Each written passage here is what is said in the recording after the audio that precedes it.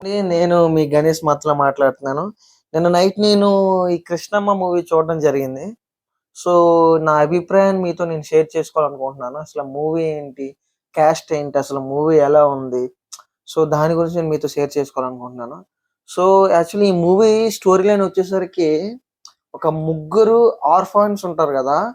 వాళ్ళ మధ్యన జరిగే ఒక రివెంజ్ డ్రామాని ఈ సినిమాగా తీయడం జరిగిందండి.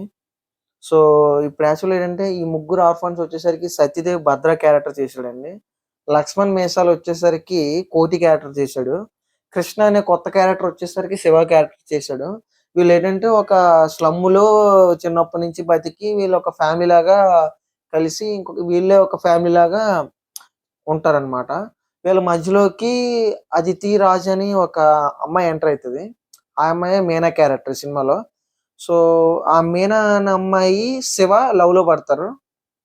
సో, వాళ్ళిద్దరు లవ్‌లో పడిన తర్వాత స్ అక్కడి నుంచి అంతా బానే అలాగా కొంచెం కొంచెం కామెడీగా అలాగా కొంచెం ఎమోషనల్‌గా అంతా జరుగుతది. మధ్యలో భద్రాకి అయ్యర్ అనే ఒక అమ్మాయి ఉంటది. ఆ అమ్మాయి గూడా లవ్వు, సంథింగ్ సాంగ్స్ అన్నీ అలా ఎళ్తుంటది. ఆ ఫ్లోలో ఎళ్తుంటది మూవీ. ఆ టైంలో ఇప్పుడు ఈ మీనా అనే అమ్మాయి వాళ్ళ అమ్మకి హెల్త్ ప్రాబ్లమ్స్ రావడం వల్ల ఇమ్మీడియేట్‌గా ఒక రూ. 3,00,000 కావాల్సొస్తది. సో, ఆ రూ. 3,00,000 కోసం ఇప్పుడు భద్ర, కోటి వీళ్ళు ముగ్గురు కలిసి వేరే ఒక పని చేయడానికని పాడేరు ఎళ్ళాల్సొస్తది. పాడేరు ఎళ్లారు. ఆ పని చేసుకొని వస్తుండగా భద్రాకి కొందరు పాత ఎనిమీస్ ఉంటారు. వాళ్ళతో గొడవ అవుతది. వాళ్ళిద్దరూ ఫైటింగ్ అయితది. ఆ టైంలో పోలీసులొచ్చి వీళ్ళ ముగ్గురిని తీసుకెళ్ళిపోతారు. తీసుకెళ్ళేటప్పుడు ఆ పోలీసులకి వీళ్ళు తెచ్చింది గంజాయి అని తెలిసి వీళ్ళని లోపలేస్తారు. Police station లోపలేస్తారు. లోపలేసిన తర్వాత అసలు వీళ్ళు లోపలికెళ్ళిపోయిన తర్వాత వీళ్ళని కోర్ట్‌కి తీసుకెళ్ళే టైంలో ఏసీపీ ఎస్ఐకి కాల్ చేయడం జరుగుతది. ఆయన నందగోపాల్ క్యారెక్టర్. ఈ సినిమాలో మెయిన్ క్యారెక్టర్ అతనిదే. సో, చేసి ఆళ్ళ ముగ్గురిని తీసుకొని రమ్మని చెప్పి ఓ గెస్ట్ హౌస్‌కి తీసుకెళ్తారు.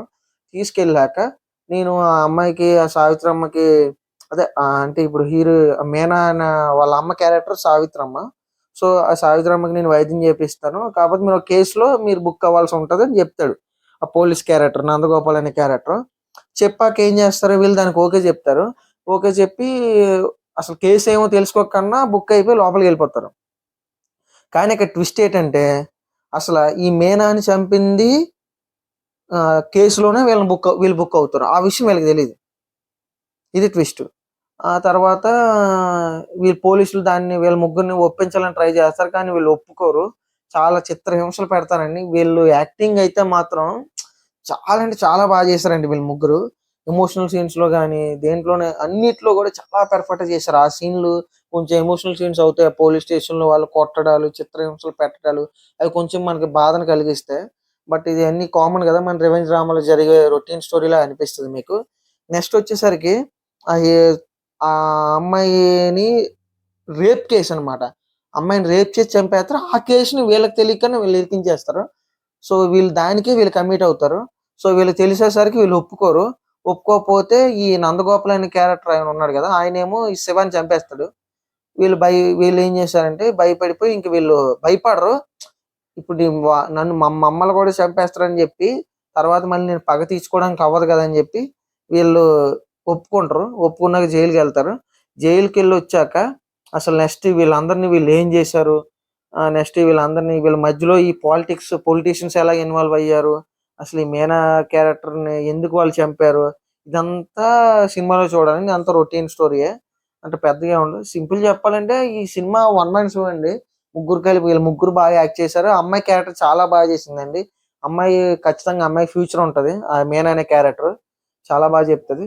సో, ఈ మూవీకి మనం ఇచ్చే జనరల్ రేటింగ్